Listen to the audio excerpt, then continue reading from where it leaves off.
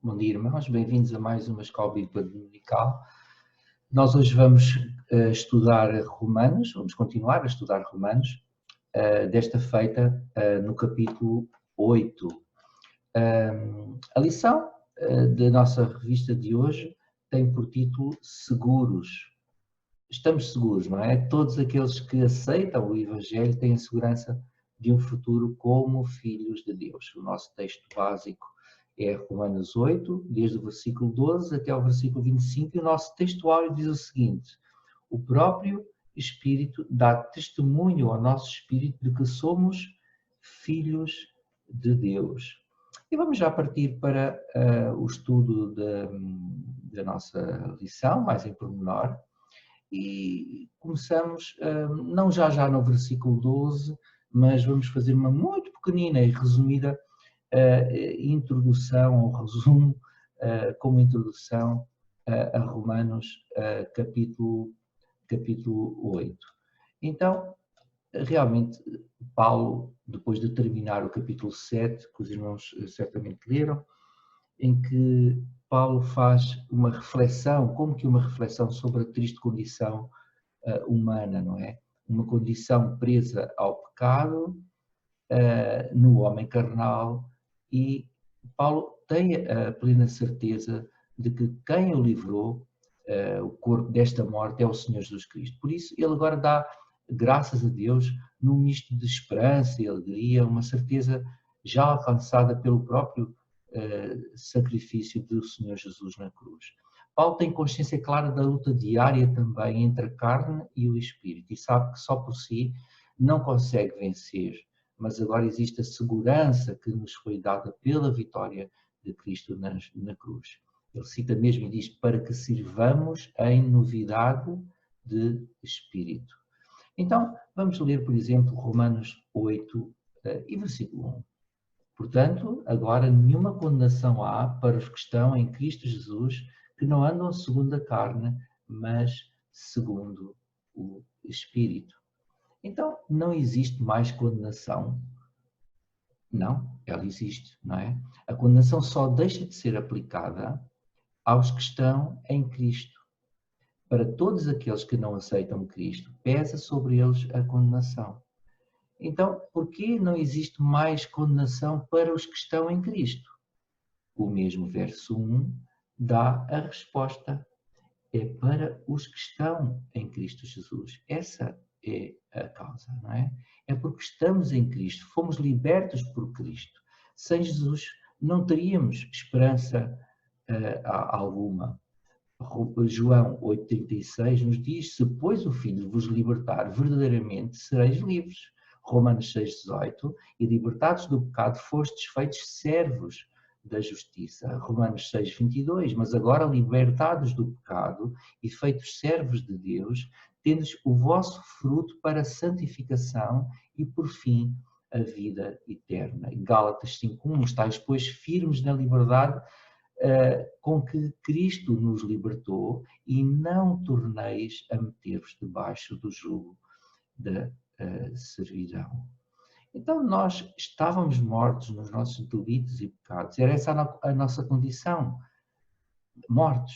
A paga pelo nosso pecado é a morte, mas como Cristo levou consigo os nossos pecados, pagou por nós esse preço, morreu por nós, nós já não temos de pagar. A sentença sobre nós, a condenação que estava sobre nós, condenados à morte, essa condenação já não tem mais efeito, pois fomos justificados por Cristo Jesus, somos feitos por Jesus livres, somos livres em Cristo. Então, se nos entregarmos a Ele, o aceitarmos como nosso Senhor e Salvador, arrependendo-nos dos nossos pecados, somos dele e vivemos para Ele. Então Cristo está em nós, já não estamos mortos na carne, mas o Espírito, o nosso Espírito vive por causa da justiça de Deus. Somos capacitados a obedecer à lei por esse Espírito, não é? Pois foi escrita, não em pedra, mas nos nossos corações, para um caminho de santificação, para a nossa santificação. Mas o que é isso de viver segundo o Espírito? Nós já vamos aqui um pouco mais à frente fazer essa pergunta, mas que é isso de viver segundo o Espírito de Deus? De nos inclinarmos para as coisas do Espírito, de viver para a paz, de vivermos a vida agradável a Deus. Ora, uma vez que o Espírito Santo habita em nós, que Cristo habita em nós, que o Pai habita em nós, só podemos viver segundo o Espírito e pela obra que o Espírito vai operando em nós. Pois é, o Espírito Santo produz o renascimento de todo o cristão. O Espírito dá-nos esse poder que necessitamos para desfrutar da vida cristã e caminhar esse caminho da santificação. Então, que maravilha e segurança, não é? Nós temos, sabendo que Deus nos ama de tal maneira, que Deus fez isso por nós através de Jesus. Podemos ver que o Espírito de Deus, que ressuscitou a Jesus, também já nos libertou e nos fará viver pelo seu Espírito que habita em nós, que nos foi dado como penhor, operando em nós, nos capacitando, nos fortalecendo para vivermos em Espírito, em garantia que também iremos ressuscitar nele. Vamos a uma pergunta? Ok. Por que era tão importante para Paulo lembrar aos seus leitores acerca do futuro dos crentes? Por que era tão importante? Vamos fazer uma pausa, vamos responder.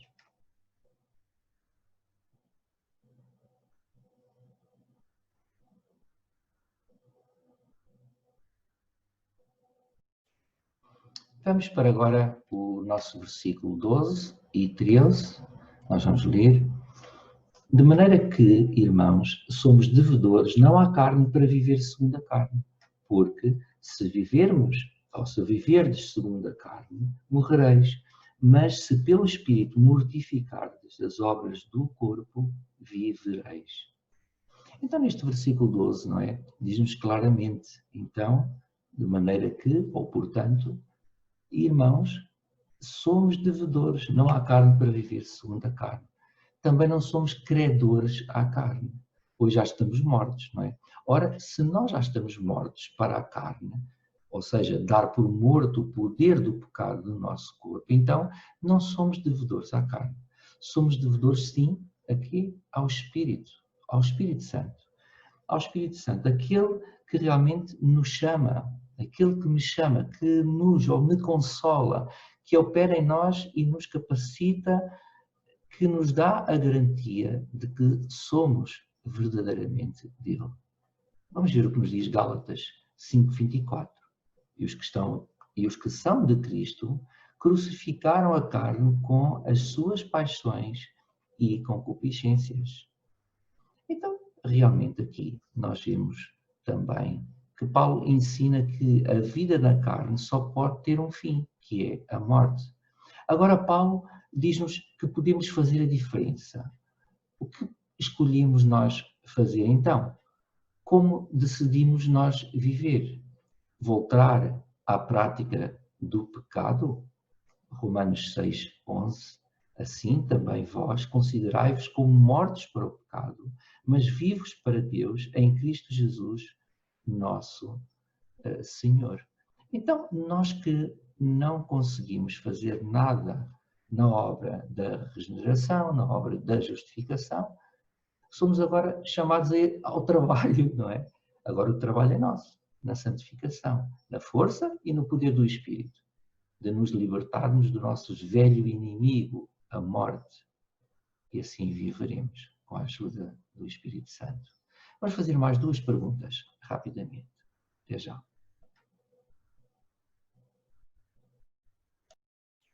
E vamos continuar, versículo 14.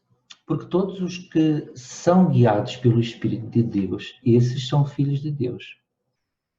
Aqui no versículo 14, não é? Fala-nos, porque todos os que são guiados pelo Espírito, esses são filhos de Deus. Então, nem todos são os filhos de Deus. São aqueles que são guiados, diz-nos o versículo, pelo Espírito Santo. Esses são filhos de Deus, não é? Esse Espírito que nos guia, que nos dirige, que nos conduz, para nós termos prazer nas coisas de Deus e produzirmos os frutos do Espírito. Amor, alegria, paz, não é? Mansidão, bondade, benignidade, domínio próprio. Essas são as provas produzidas na vida do Filho de Deus. Gálatas 5:18 é uma passagem que nós podemos ver. Mas se sois guiados pelo Espírito, não estáis debaixo da lei. Versículo 15. Porque não recebeste o espírito de escravidão para outra vez estardes em temor, mas recebeste o espírito da adoção de filhos, pelo qual clamamos, Abba, Pai, ou Paizinho. Não é? Neste versículo 15, vemos que o Espírito Santo nos dá a garantia de adoção de filhos. Esta mesma passagem é repetida também em Gálatas 4, 5 e 6, não é? Para remir os que estavam debaixo da lei, a fim de recebermos a adoção de filhos. E porque sois filhos, Deus enviou aos nossos corações o Espírito de seu Filho que clama, Abba, Pai. No Império Romano, no processo de adoção de uma criança, a criança adotada passava a usar o sobrenome da nova família. Ela deixava o que o prendia à sua antiga família. Ela passava a ser tanto herdeiro quanto o eram também os filhos naturais. E essa adoção era feita perante testemunhas. Nós somos também adotados, mas sim adotados na família de Deus. Deus escolheu-nos com todo o planeamento, adotar-nos. Apesar da nossa condição de fracos, impuros, pecadores, inimigos de Deus, Deus regenera-nos, justifica-nos e nos adotou, nos constituiu herdeiros de Deus, dele próprio, não é? Para que tenhamos uma vida também de pura intimidade, não é? Com Ele, daí a expressão Abba, Abba Pai. Para que nós não tenhamos dúvidas quanto à nossa adoção de filhos de Deus, Deus nos dá essa certeza da salvação através do Espírito. Mas vamos ver ainda algumas referências do versículo 15. Isaías 56:5. Também lhes darei na minha casa e dentro dos meus muros um lugar e um nome, melhor do que o dos filhos e filhas. Um nome eterno darei a cada um deles que nunca se apagará. Maravilha, não é? 1 Coríntios 2:12. Mas nós não recebemos o Espírito do mundo, mas o Espírito que provém de Deus, para que pudéssemos conhecer o que nos é dado gratuitamente por Deus. Gálatas 3:26. Porque todos sois filhos de Deus pela fé em Cristo Jesus. Gálatas 4, 5 e 6, para remir os que estavam debaixo da lei, já lemos esta passagem. E 2 Timóteo 1, 7. Porque Deus não nos deu o espírito de temor, mas de fortaleza, de amor e de moderação. Então, vemos aqui no versículo 16 também que o mesmo Espírito testifica com o nosso espírito que somos filhos de Deus. É isso mesmo, é essa prova, não é? É essa maneira que Deus faz para que nós não tenhamos dúvidas quanto à nossa agora nova condição. Deus, portanto, nos dá a certeza, essa certeza da salvação, através da ação direta de testemunho do seu Espírito que habita em nós, no nosso espírito. Então podemos ter contentamento e certeza da nossa salvação. Gálatas 5:5, podemos ver aqui, ok? Porque nós, pelo Espírito da fé, aguardamos a esperança da justiça. Então essa nossa fé e a nossa esperança vem também pelo Espírito, essa ação direta do Espírito de Deus no nosso espírito. 2 Coríntios 1:22, o qual também nos selou, esse mesmo Espírito Santo, não é? E nos deu o penhor do Espírito em nossos corações. A obra maravilhosa do Senhor. 2 Coríntios 5:5. Ora, quem para isto mesmo nos preparou foi Deus, o qual nos deu também o penhor do Espírito, Efésios 1:13, em quem também vós estáis, depois que ouvistes a palavra da verdade, o evangelho da vossa salvação, e tendo nele também crido, fostes selados com o Espírito Santo da promessa, Efésios 4:30, e não entristeçais o Espírito Santo de Deus, no qual estáis selados para o dia da redenção. Versículo 17. E se nós somos filhos, logo somos herdeiros também, herdeiros de Deus e co-herdeiros de Cristo, se é certo que com Ele padecemos, para que também com Ele sejamos glorificados. Então, neste versículo 17 diz claramente, não é, que nós já não somos escravos, não é? Não somos temerosos, agora somos filhos do nosso Pai, do nosso amo, do nosso Senhor, do nosso Deus. E que privilégio nós temos com isso, não é? Devido a que somos feitos filhos de Deus, nós desfrutamos também de grandes riquezas. Já não somos filhos adotados de Deus pelo seu só amor. Somos herdeiros e co-herdeiros também com Cristo. Que Cristo, reparem que reencarna, não é? Encarna, aliás, encarna como filho unigênito de Deus e depois de ressuscitar, ascende aos céus e é recebido como filho primogênito de muitos, não é? Que irão também subir. Então, que maravilha! Nós somos filhos do Rei dos Reis, do Senhor dos Senhores, do Senhor dos Senhores, Criador do Universo, e tudo o que existe, tudo o que é dele é nosso, iremos usufruir de tudo isto para sempre.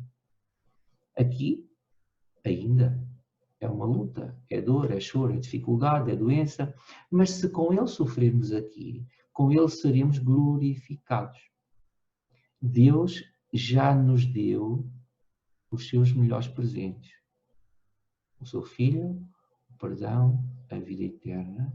E ele agora nos anima a termos paciência e a aguardarmos o tempo em que tudo se irá manifestar. Por enquanto, ele nos deu mais um presente. Aquele presente que é de lhe pedirmos tudo o que nós necessitamos. Vamos ler mais uma passagem. 2 Timóteo 2, 11 e 12. Palavra fiel é esta, que se morrermos com ele, também com ele viveremos. Se sofrermos, também com ele reinaremos. Se o negarmos, também ele nos negará. Versículo 18. Porque para mim tenho por certo que as aflições deste tempo presentes não são para comparar com a glória que em nós há de ser revelada. O sofrimento presente não pode ser comparado com a glória que virá. Não centremos a nossa atenção na dor do agora, nas dificuldades que passamos no nosso dia a dia, mas que nós possamos centrar a nossa atenção na glória do porvir, nas consolações que há de vir, nas recompensas que nos estão reservadas. Ainda neste versículo 18, vamos ler estas referências. Exultai e alegrai-vos, porque é grande o vosso galardão nos céus, porque assim perseguiram os profetas que foram antes de vós. 2 Coríntios 4:10. Trazendo sempre por toda a parte a mortificação do Senhor Jesus no nosso corpo, para que a vida de Jesus se manifeste também em nossos corpos. Não é? Como dizia um pregador, é trazer sempre no nosso bolso a nossa certidão de óbito, não é? 2 Coríntios 4, também 17, porque a nossa leve e momentânea tribulação produz para nós um peso eterno de glória muito excelente. Filipenses 3:20, mas a nossa cidade está nos céus, de onde também esperamos o Salvador, o Senhor Jesus Cristo. 1 Pedro 4:13, mas alegrai-vos no facto de seres participantes das aflições de Cristo, para que também na revelação da sua glória vós vos regozijeis e alegreis. 1 João 3:1 e 2, vede com grande amor nos tem concedido o Pai que fôssemos chamados filhos de Deus, Por isso o mundo não nos conhece, porque não o conhece a Ele. Amados, agora somos filhos de Deus e ainda não é manifestado o que havemos de ser. Mas sabemos que quando Ele se manifestar, seremos semelhantes a Ele, porque assim como é, o veremos. Então, com paciência, temos que aguardamos com essa esperança e com essa certeza, quando o resto, não é, que é muito grande, será-nos manifestado. Glória ao Senhor, não é? Vamos responder com uma só palavra a cada uma destas perguntas. Como é ser filho de Deus? Que palavra empregaria para descrever a separação de Deus? Vamos parar um bocadinho e vamos responder a estas perguntas. Vamos continuar no versículo 19. Porque a ardente expectação da vida, da criatura, espera a manifestação dos filhos de Deus. Eu vou repetir. Porque a ardente expectação da criatura espera a manifestação dos filhos de Deus. Vemos que a glória de Deus, então, não muda só as pessoas, Deus vai restaurar toda a criação. Então o versículo diz-nos claramente que a natureza está em expectativa, não é? Ardente, aguarda a chegada da manifestação ou revelação dos filhos de Deus. Ela própria será liberta, redimida da corrupção, da vaidade a que foi submetida. Ela vai ser purificada pela glória de Deus e isso acontecerá quando? Quando? Da segunda vinda do Senhor Jesus, quando os filhos de Deus, a igreja, será ou for glorificada. Diz-nos mesmo, não é? Haverá novos céus e nova terra. Okay? Versículo 20, porque a criação ficou sujeita à vaidade, não por sua vontade, mas por causa do que sujeitou. O que é que sujeitou, então, a criação? Diz o texto, porque a criação ficou sujeita à vaidade por causa do que a sujeitou. Ela ficou submetida à vaidade, ela foi sujeita, ela é vítima, ela está presa do pecado, não é? Do pecado. Ficou presa e ficou submetida logo após o pecado original, não é? E Deus ainda torna, e o homem ainda vai tornar isso cada vez pior, não é? Porque o próprio homem e o seu pecado, por não ser bom administrador dessa criação de Deus, vai tornando essa situação cada vez pior. Estes versículos aqui estão todos ligados, não é? Pois diz-nos que na esperança de que também a mesma criatura será libertada da servidão da corrupção para a liberdade da glória dos filhos de Deus. A criação vive prisioneira, não é? Se ela será libertada, então ela vive prisioneira do cativeiro da corrupção. Ela não está a evoluir, antes pelo contrário, ela está a degradar-se, ela está a adoecer, porque sabemos que toda a criatura geme e está juntamente com dores de parto até agora. A nossa revista os irmãos leram, faz-nos uma analogia também com o parto, não é?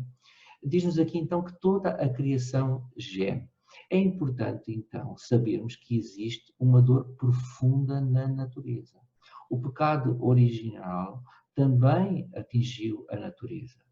A terra que era tão generosa, tão boa, não é? Ela começou a produzir espinhos. O trabalho que era leve, que era suave, ele se tornou pesado, com dor, com suor. Ela geme não é com medo da destruição, mas ela geme de dor na esperança e expectativa da redenção, da purificação. Ela geme porque sabe e aguarda ali em biquinhos de pés de ser liberta. Vamos a mais uma pergunta? Onde pode ver o impacto do pecado na natureza? O que pode fazer para ser melhor administrador da criação de Deus? Até já. Ok, vamos continuar agora no versículo 23, não é? Diz-nos assim o texto: e não só ela, mas nós mesmos, que temos as primícias do Espírito, também gememos em nós mesmos, esperando a adoção, a saber, a redenção do nosso corpo. Porque em esperança fomos salvos. Ora, a esperança que se vê não é esperança, porque o que alguém vê, como esperará? Mas se esperamos o que não vemos, com paciência o esperamos. Logo neste versículo 23, não é, que está ligado aos outros versículos anteriores, é claro, falava-se da criação e de como ela geme, não é? E nós, toda a criação geme, não é? Também em nós mesmos se vê esses gemidos, os gemidos que acontecem na própria igreja. Eles não são de desespero, mas de esperança, pois aguardamos a redenção do nosso corpo. Nós temos as primícias do Espírito. Deus já nos deu uma espécie de antevisão, uma espécie de prova de degustação do céu, uma espécie de prova do que vai ser a glória, quando o nosso corpo ressuscitar um corpo glorificado. Lucas 21, 28. Ora, quando estas coisas começarem a acontecer, olhai para cima e levantai as vossas cabeças, porque a vossa redenção está próxima. Versículo 24 e 25, não é? Nós já lemos, porque em esperança fomos salvos. Ora, a esperança que se vê não é esperança porque o que alguém vê, como esperará. Mas se esperamos o que não vemos, com paciência o esperamos. Então, não gememos por aquilo que vemos, é o que estamos a estar a dizer. Não gememos por aquilo que é palpável, aquilo que é agora, mas por aquilo que não vemos, mas aguardamos pacientemente em esperança. Fomos salvos na esperança, é verdade, mas ainda não tomamos posse da vida eterna. Ainda não estamos no céu, ainda não fomos glorificados, ainda não estamos na glória, ainda estamos num corpo inclinado aos acidentes do pecado. Mas aguardamos pacientemente, neste entretanto, com expectativa, paciente, não é? Aqui coloco mais outra vez esta palavra, essa salvação.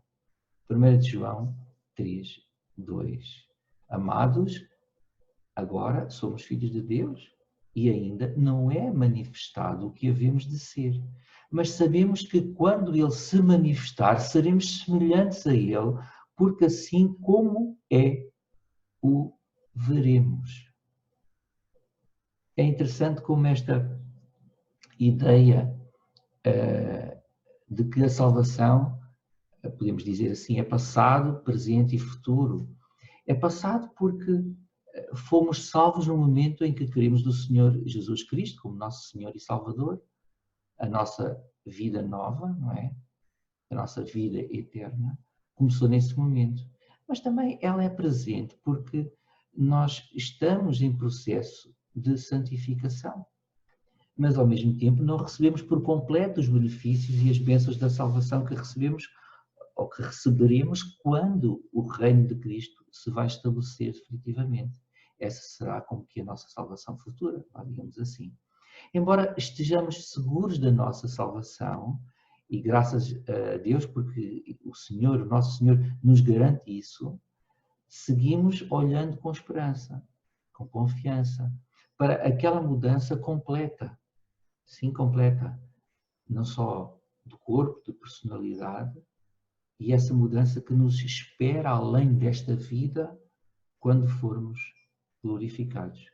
Glória ao Senhor, não é? Vamos ficar com aplicações que a revista nos traz, aplicações para a nossa vida, e com mais duas perguntas. Deus dá vida eterna aos seus filhos. Deus promete uma herança eterna aos seus filhos. Um dia Deus vai restaurar a humanidade para que os homens possam viver completamente como filhos de Deus. Vamos ficar com mais duas perguntas para reflexão, e como são para reflexão, termina aqui a nossa escola bíblica dominical de hoje. Até a próxima. Obrigado.